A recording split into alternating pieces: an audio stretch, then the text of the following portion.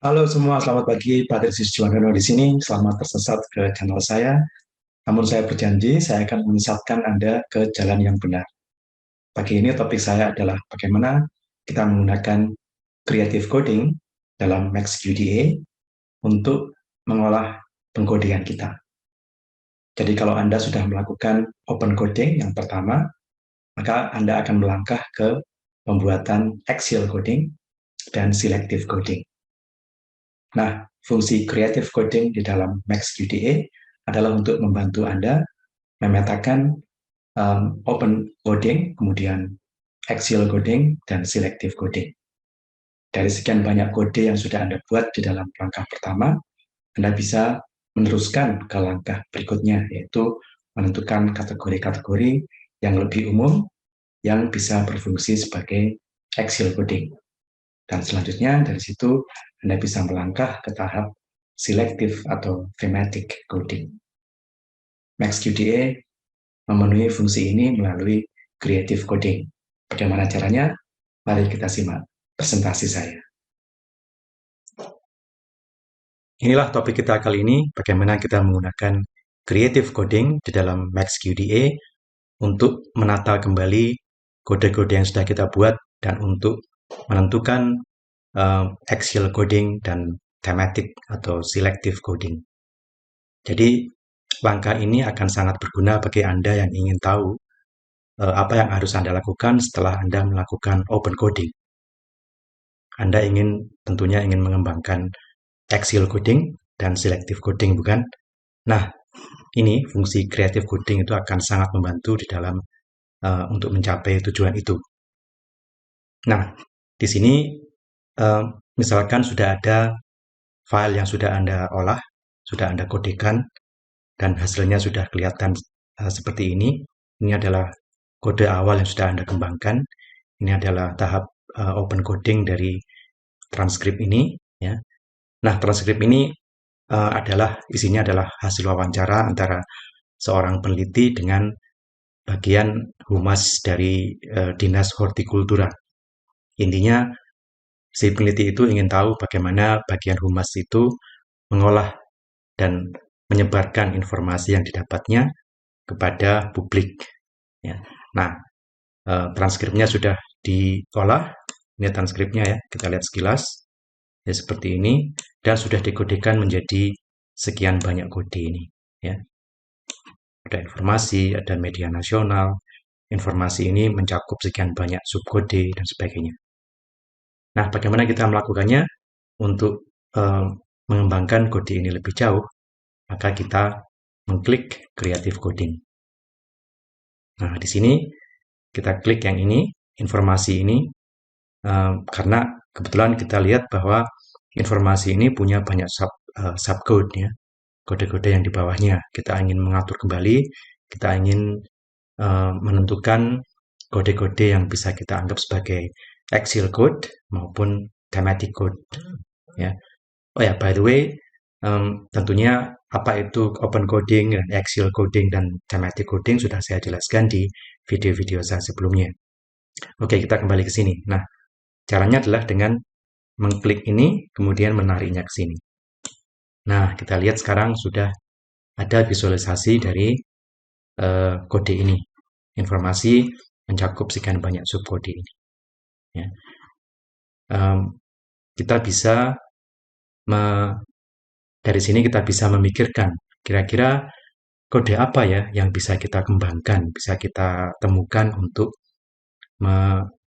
lebih memperinci atau lebih menempatkan kode-kode ini ke suatu axial coding atau selective coding.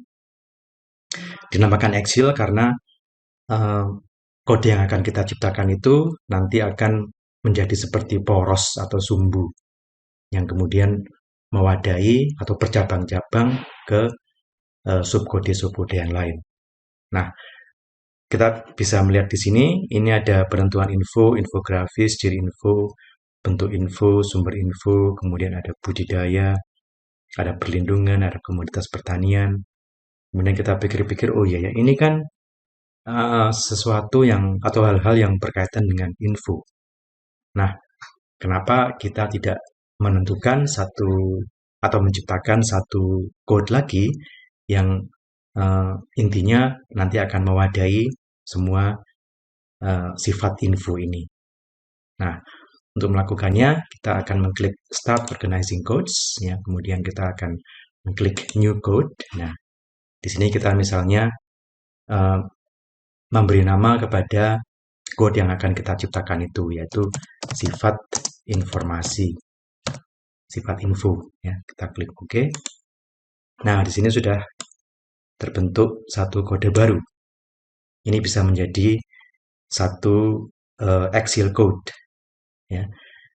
Nah, kita ingin bahwa subkode-subkode ini yang berhubungan dengan informasi itu menjadi subkode dari sifat info. Gimana caranya? Nah, kita klik yang link define as subcode, kemudian kita klik ini. Ya.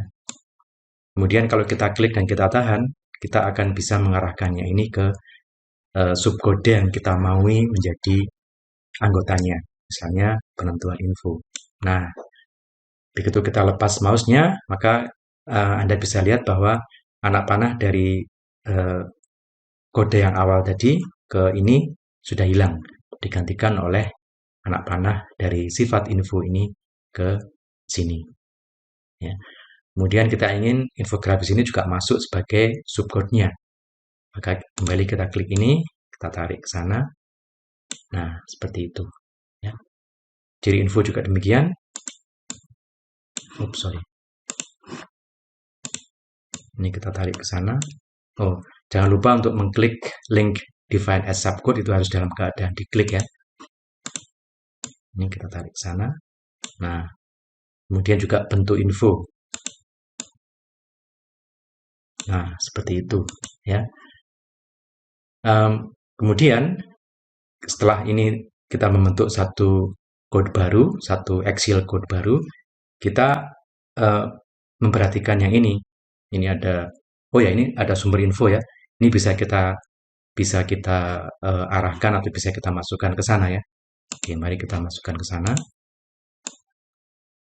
Sumber info. Oke. Ini bisa kita atur sendiri. Oh, sorry. Ini karena linknya masih jalan ya. Kalau kita ingin memandangnya lebih luas, kita bisa menariknya ke sana.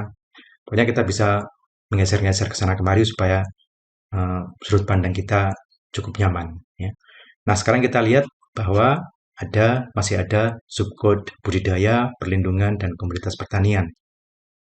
Kemudian kita pikir-pikir, kita renung-renungkan, ini nampaknya merupakan isi dari informasi. Nah, sekarang kita harus mengklik new code lagi untuk menciptakan kode yang baru, yaitu isi info. Nah, kita klik OK. Dia sudah ada di sana, kita arahkan ke sana. Kemudian kita klik link define as subcode ini. Kemudian dari sini kita tarik anak panah ke budaya.